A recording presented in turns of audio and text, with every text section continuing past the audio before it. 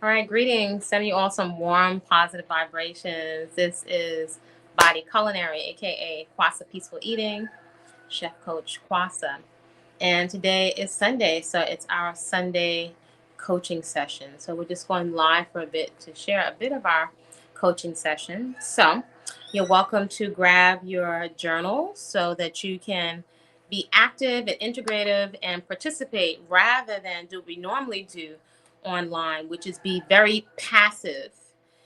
In that, I mean, we take in information, we're listening, but we're not really engaging. And that's usually one of many missing components when it comes to really being able to neutralize self sabotage, especially as it relates to our health and our wellness goals. So, we're going to be delving into today. Our subject matter today is, and this is something that you can put down in your journal for self reflection, contemplation. Do you realize how much courage it takes to not self medicate, to not get high, to not numb out to our emotions or whatever is coming up? That is the question for self reflection today. So write it down in your journal. Feel free to reflect on it during the course of the week. A really good time to reflect is when you first wake up in the morning, before you have your meal in the afternoon, before you eat in the evening, your evening meal, and also before you go to rest, before you go to sleep at night. Those are wonderful opportunities when the mind starts to quiet down just a little bit so you can be more receptive and more reflective, which is a little different than just having your ego activated, your sense of self, your sense of what you look like and who you are to other people, right? Self reflection and introspection is more about your internal state, which you can't necessarily see with your eyes. Yet our internal state is often driving most of our autopilot behaviors. And the end result, quite often, is self sabotage, being out of alignment with the goals that we desire for ourselves, especially when it comes to personal development. So that's what we're going to go over today. If you're new to this channel, welcome. I'm Body-Culinary, Chef Coach Kwasa. I'm a natural born woman, professional chef, personal trainer. Been in the industry of fitness and nutrition and holistic wellness for over 35 years. So this has definitely been a journey and it's a lifestyle. On this channel, I share some of my journey of radical self-acceptance. And what that has looked like for me is really being creative and celebrating the unique features I've been divinely assigned, as well as sharing 3 leverage lifestyle practices. Leverage because they give you back so much more for the investment of your time, your energy, and your attention, right? That's a non-renewable resource. So it's the resources you can't get back. So those leverage lifestyle practices are peaceful, what I call peaceful consumption, peaceful. Um, Food that demonstrates that it loves you back. That's number 1. Number 2, a daily personal movement practice, right? And any balanced fitness or movement practice is usually going to include cardio, flexibility, strength, and mobility. And let's not make any mistake here. It's not just what you see on the outside in terms of exercise. It is also working on your internal state. I wish more folks, especially women, I wish more women knew that. So we have our peaceful consumption, a daily personal movement practice, and garden/nature therapy. Those are the foundation. Those are the 3 leverage lifestyle practices. These lifestyle practices will serve you forever. When people come and go, your lifestyle practices will serve you, will reap benefits until your hair is white, until you are a senior, right? Until you check out of the planet. These lifestyle practices will support you, ground you, give you clarity, as well as assist you in having dense bones, right? Bone density, strength, flexibility. You're going to have it on the outside and on the inside. So that's what I share on this channel. Feel free to comment respectfully. Share this video with someone who you know could benefit, and subscribe to the channel. You're also welcome to reach out to me if you're interested in private coaching. We have our coaching every Sunday. And for those folks that train with me, have your heart rate monitors ready, because we have been training all year pretty consistently. That's where you get the results at, right? Otherwise, your valid excuses run your life. So again, our self-reflection today is, do you realize how much courage it takes to not self-medicate? Self-medication is more popular than ever. It's being promoted throughout the society. All manner of vices now are seen as socially acceptable. Almost all kinds of narcotics, um, overindulging in food and substances masquerading as nutrition or masquerading as food, eating ourselves almost to the point, not almost to the point of deformity, where we're overstretching our organs, um, wrecking our blood sugar, right? Because our body becomes insulin resistant, right? Basically, we burn our body out, like overusing a cell phone. We burn it out from years and years and years of recreational eating, right? And hate to break it to you, as a foodie, former junk food addict, as a professional chef, I enjoy eating, but food for all creatures is primarily fuel. And we're in a state where we don't want to hear these things, but it's the truth, right? We also are somewhat surprisingly in shock when we go into the doctor and we're being told, well, we're going to prescribe you these high blood pressure medications, and we're going to be prescribing you some medications and perhaps some needles you'll have to inject in yourself forever to manage your blood sugar, right? We're not thinking very deeply about these terms, but basically, in order for your body to uptake and utilize the energy, glucose, the fuel that you're ingesting, the body's not taking in and using it efficiently anymore. Well, why not? Because we burnt it out with years and years of gorging and, quite honestly, like glutton fest. It's glamorized. It's glamorized until you are to society where you're, it's socially, not acceptable to look at, right? We don't care about drug addicts if they look like a celebrity, but when your teeth is missing and you look socially unacceptable, then it's considered distasteful. Well, where is the fine line? What's the point where you go from recreational usage of vices, of drugs, alcohol, foodstuffs, junk food? When is it not cute anymore? When is it that you're at a point of endangering your body or not being able to function optimally? With somebody that's on drugs, and by the way, as I've said to my clients over the years, I've studied drug addicts for years, and that's no joke.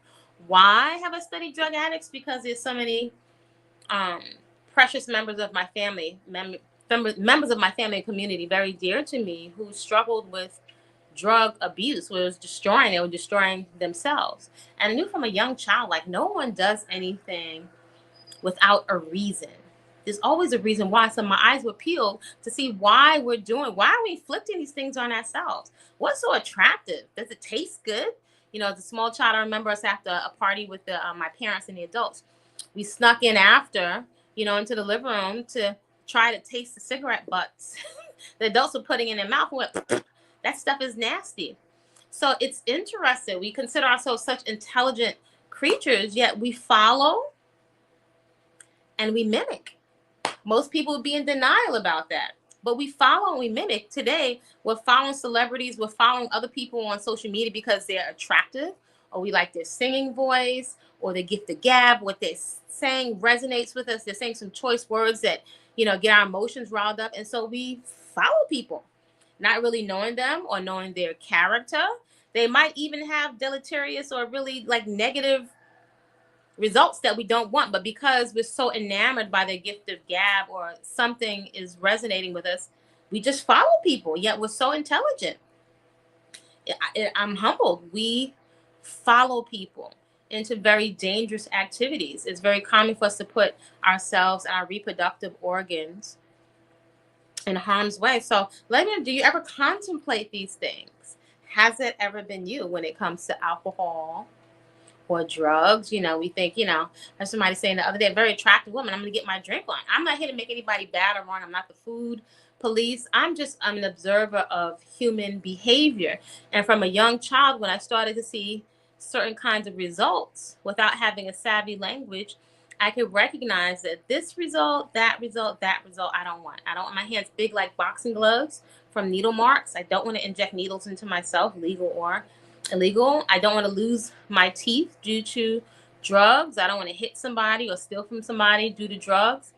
I've seen some of the most gorgeous women in my neighborhood and in my family lose all of their vitality and their looks to drugs. And it didn't make sense.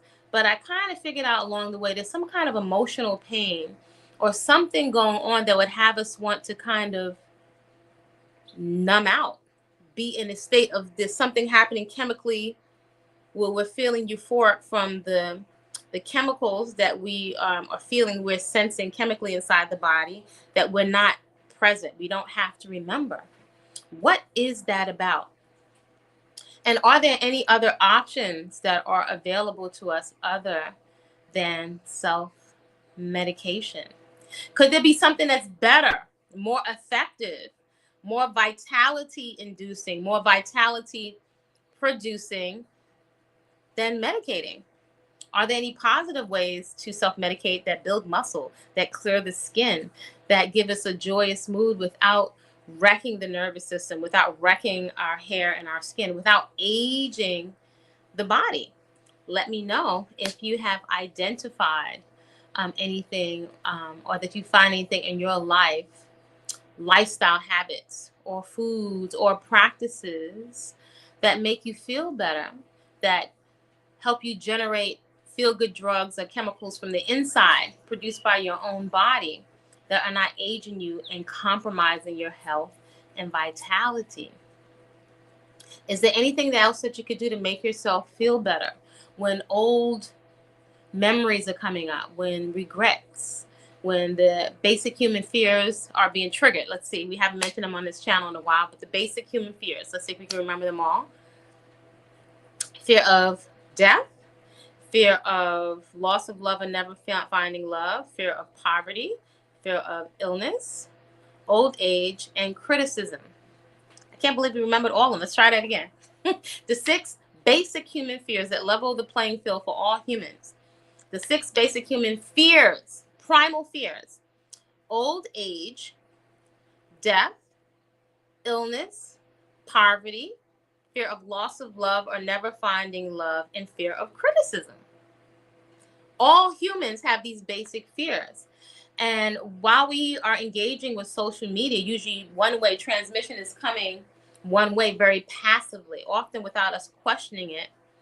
We often don't realize that these basic fears are being triggered. For example, if you don't get this shampoo or this perfume, what fear is being triggered? Loss of love or never finding love, right?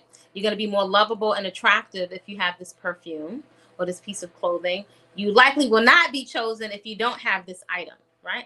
So in terms of marketing and how the brain is processing information, we often don't realize that those basic fears are being triggered throughout our engagement with these screens. It's actually quite unnatural for us to be comparing ourselves to other people and what we are not and what we don't have all day long. It's having an effect on our esteem, our decision making, right? It can often cause us or trigger us to self-medicate with snacks. So isn't it interesting? During every commercial break, it used to be scheduled commercial breaks, but on YouTube there are commercial breaks. But throughout your whole engagement, there are constantly advertisements for more snacks, more makeup, more food, more clothes. Not to make these things bad or wrong. Yet, who would we be without medicating? And can you sit still? Are you able to be with yourself without medicating yourself? Would you stand out like a sore thumb if you're not indulging with everybody else? If all the cakes and pies and the sodas and alcohol on the table, because we are in the holiday season now, how are you perceived if you're not engaging? Are you able to go to events or gatherings at work or with your family members and really enjoy being present, being with the people without gorging or in ingesting things that for you are not in alignment with your how you want to take care of your brain and your reproductive organs and your nervous system? Are you experiencing, like a lot of the population, symptoms of pre-diabetes, right? Insulin resistance. Basically, we're burning our bodies out. The body cannot continue to handle such large amounts of processed sugar, processed starches, processed foods. How do we notice? Well, because we get sleepy. We can notice by the starting to get a rear tire, or they call it a tire, but basically excess unhealthy adipose tissue around the midsection, which is the most dangerous place to accumulate adipose tissue or excessive unhealthy body fat is around the midsection. That is a precursor, that is a sign of insulin resistance. When that progresses down the line, we then get type 2 diabetes, type 3 diabetes, which is official. They're all the way up to like type 6. Go up to type 3. Type 3 is the progression of type 2, which is lifestyle. Type 1 you're born with. But type 3 is dementia. Type 3 diabetes is dementia. Look it up. Look it up. And so while we're so busy trying to fit in with everybody else and feel comfortable with the group, we're often not taking into consideration, are there other ways that I can get a dopamine hit, that I can feel esteem, I can feel confident without medicating with foodstuffs, substances masquerading as food, engaging in all of the mind-numbing vices and the vices that put us and other people, even our reproductive organs and our vitality, in harm's way. It takes courage to not self-medicate, especially in this day and age where everybody is doing it. So let me know what your thoughts are. What are your thoughts on self-medicating? It's not a big deal. What's the big deal? Or do you think it takes courage to not medicate or go along with whatever the popular vice is of choice? Are you able to stay in the room? Are you able to stay present? Are you able to stay present in the conversation? If someone has a different political view, they eat differently, you eat meat, they eat raw foods, they voted for somebody different, you have a different interpretation of how you were raised, are you able to stay in the room? Are you able to hold space for yourself, to respect your own perspective and other people? Or do you medicate? Do you self-medicate? Do you think it takes courage to not medicate and to stay present, to stay in the room? Now, can you imagine how many people, you can look up right now online and you can see these shows, right? It used to be years ago, The Biggest Loser. They have the US versions and they have the UK versions. They have another series called Secret Eaters. As someone that's been in personal training and fitness for years, it's not uncommon to have people overweight, underweight, everybody in between. Everyone says, I barely eat. And I used to wonder, like, are folks pulling my leg? Well, how could that be? How could you have an extra 100 plus pounds of water retention and excess unhealthy adipose tissue, yet you don't eat? Right? So, and when you look at secret eaters, you can see that there's a cognitive dissonance. People go like they're not present as they are ingesting excessive amounts of fuel. You can also see, to the trained eye or to the well-informed person, the educated person, that many people have no concept, right? If something is liquid, they may have no concept that they're still ingesting loads of fuel that they're not burning off. People may not be making the distinction of, let's say, if I'm 200 pounds, how much of that pounds is skeleton, how much of it is water, how much of it is fatty tissue, how much of it is bone. Some of your tissue is very active and dynamic. Excessive fatty tissue is not. So there's actually some levels of education missing, or there's some levels of ignorance, because people will sincerely tell you, I don't eat much. That people may not realize that they're eating 3 days worth of fuel or calories in one sitting, within maybe 2 to 3 hours, eating enough food, sometimes enough calories for the whole week. And it is no small undertaking when you decide, like, I don't want to live like this. I don't want to lose I don't want to lose my limbs. I don't want to take needles. I don't want to be on insulin. I don't want to be dependent on medication. It takes a lot of courage to not self-medicate, to not numb out. Do you notice anywhere in society, around your coworkers, around your family? Do you notice even in your religious, your houses of worship? Let me know if you hear this conversation taking place, this very vulnerable, confronting conversation of not numbing out, staying present. And do you hear people ever expressing, "Ooh, I was triggered, I was so uncomfortable, but I did not go and eat food that I wasn't hungry for, that I was craving, I had an appetite for, but I wasn't truly hungry." Please let me know, where have you heard or observed that conversation? I don't observe that conversation. So many people are embarking on buying more heart rate monitors, more sneakers, more outfits, yet the way that we're eating, the medications, the symptoms in our bodies are just demonstrating the symptoms. They don't get to the root of why we're doing what we're doing. They don't get to the root of the self sabotaging behaviors. It takes a lot of courage to stay present and not numb out. As a matter of fact, people will give you a high five and encourage you to get high. And you let me know for yourself, what does that mean for you? When you think of get high, what comes up for you when you think of get high? When I think of getting high, dancing does that for me. Certain types of music, being in nature. It could be sometimes with food, not so much so, but I'm also very well aware. When I think of get high with food, um, that could be not being present with food, and that's not my desire. Yet these are very deeply ingrained habits. So I'm smart enough to recognize, that someone that grew up around a lot of um, alcohol, drug abuse, and food addiction, I'm smart enough to recognize that that pattern has been instilled in me. And so rather than go with the automatic pilot, it takes courage to question it. It takes courage to question it. It takes a tremendous amount of courage to question when it comes up the trigger, and kind of observe yourself and hold it before you just give way to the autopilot behavior. Most of us, it's like we're in a trance. We may not even acknowledge it. Sometimes you acknowledge it, you might even be horrified when you stop.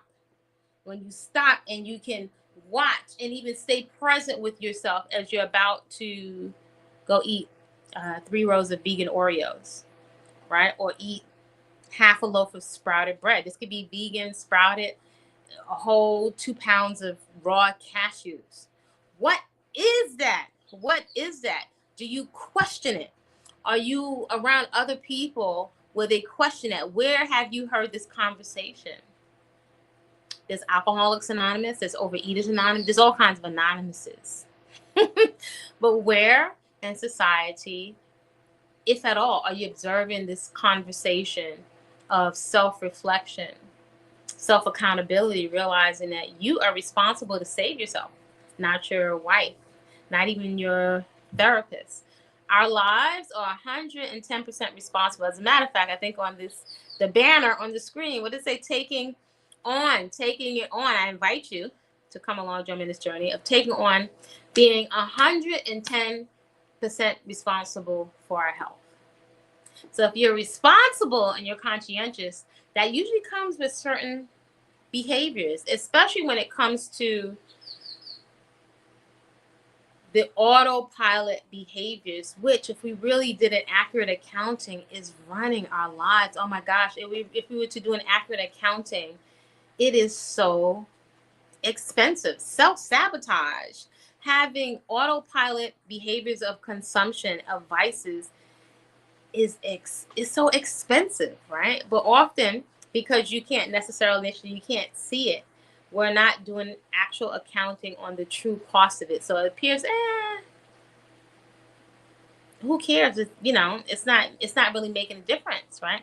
Until we have to take the medications, or until we can't fit into our clothes anymore, or until maybe we're just being delusional and become complacent with the fact that our bodies are misshapen and we've lost our vitality in a lot of our youth due to a lot of our self-medicating habits. What have you found? So again, inside the journal of self-reflection, feel free to share your self-reflection inside the Flower Fit community. Reach out to me for coaching if you'd like to join coaching on Sundays. What kind of courage does it take? What does it take for you to stay present when whatever your autopilot thing is? It could be cigarettes, it could be going for weed, not to make you bad or wrong, but only you. This is a screen. Again, this is passive, it's going one way. Only you, so it's not challenging, right? It's not really challenging your ego. But only you can be really honest, compassionate, not complacent, but honest with yourself about what the vices are that you engage when it comes to numbing out and self-medication. It's popular. It's popular. This is the norm now for most of society. So, where have you noticed that you are self-medicating? It can be embarrassing. It can be embarrassing to admit and confronting. Perhaps there's not a safe space for you to admit that. I can tell you this though.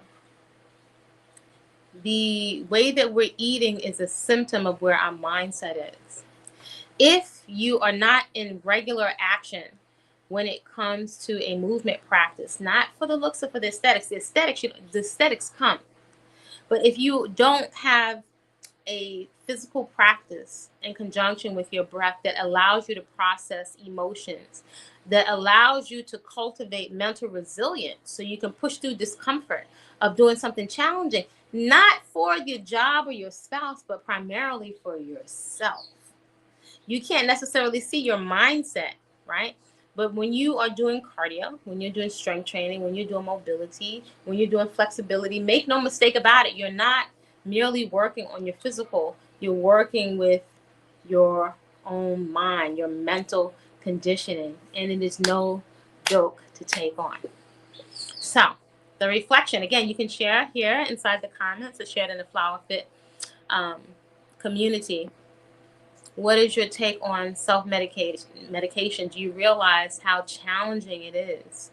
What kind of courage it takes to not self-medicate? You're feeling the urge to go grab that big pack of cookies or big thing of organic chips. Is it really because you're truly hungry? Are you irritated? Are you tired? Are you overtired? Are you disappointed? Did you receive bad news? Are you fearful about the future, about your source of income or income streams potentially drying up? Or are you perhaps sad about your children, or you have old memories coming up? What kind of courage does it take to stay present and to not self medicate? Let me know what your thoughts are. Again, this is our last final push for the end of the year in terms of our movement practice. Again, we've been consistent all year, so hopefully during this year you downloaded every monthly the positive accountability calendar, because what you can measure usually gets done. And there's several nuances, right, that can help you push past this old ineffective narrative of waiting for the new year. That is a scam. That's why it's not sustainable. Or you hoping, wishing. Hoping and wishing is not the same thing as working for your goals. If you're sitting there hoping and wishing, that's a scam of the ego, of the mind. How are you're hoping and you're wishing instead of doing? That doesn't make one iota of sense. No, it does not. Doing it consistently, coupled with education, doing it imperfectly, is how you make progress. That's the only way you make progress, is by actually doing something, allowing yourself to do something imperfectly, getting information to do it effectively and efficiently, consistently, right? And usually when you're working with coaches, I'm a coach that's worked with coaches for years. A coach is going to push you past your level of comfort. Usually your ego and your sense of identity is going to fight to stay the same. Even if it's detrimental to your health, your state of mind is very protective about the things that you do that give you a dopamine hit that allow you to stay comfortable. It's really important to understand how our own psyche works. So I decided to opt out and rewrite my own narrative because I knew the obesity and the diabetes, potential cancer that's waiting for me. I don't know about y'all, but I don't make no sprouts about it, being very, very clear on what my trajectory was looking like, right? Because I was raised with lots of patterns of self-medication, right? So I knew I had to take on responsibility for my own health. If I have $5, I've vowed to myself, I will always be able to feed myself healthily in any environment. So that is a mindset. That is a mindset. So let me know, does it take courage to not self-medicate? How often, ain't no shame. You can just write it in your own journal. How often during the day are you self-medicating? Is self-medication, is it encouraged in your circles, in your cipher, at work, um, around the places where you play sports with your friends or with your family members? Let me know. So again, welcome to the channel. Like, comment respectfully, subscribe if you have questions or you're interested in perhaps coming down to work with me in Central America, because that's really going to be a treat. Reach out to me. Info@body-culinary.com for coaching and to have whole, fresh living, unprocessed foods plans drawn up for you. Whatever label you want to call yourself is your business. It's really about the results and what you can do sustainably. All right. See y'all really soon. And I'm interested to hear some of the feedback from your journals. All right. Connect soon.